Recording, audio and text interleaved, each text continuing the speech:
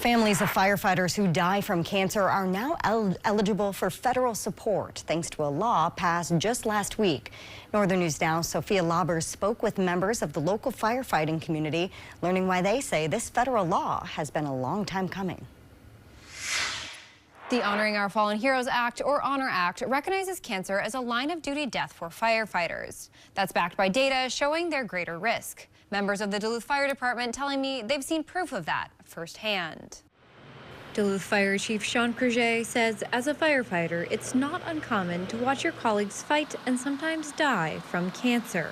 Almost every time I go to some function, every single time somebody reports having cancer. Creuset served on a panel that helped shape the HONOR Act, which was introduced by Minnesota's U.S. Senator Amy Klobuchar.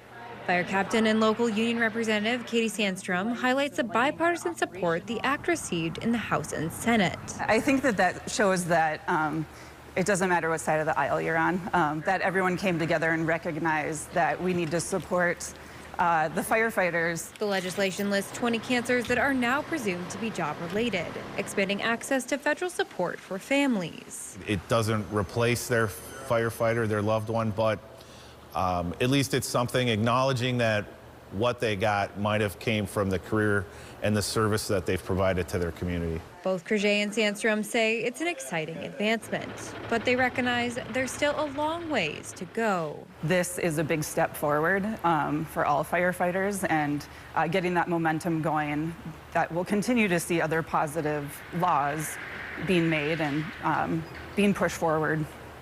Creuset says the department is working to reduce a variety of cancer risks. They're currently pushing to get PFAS-free gear. In studio, Sophia Lauber, Northern News Now.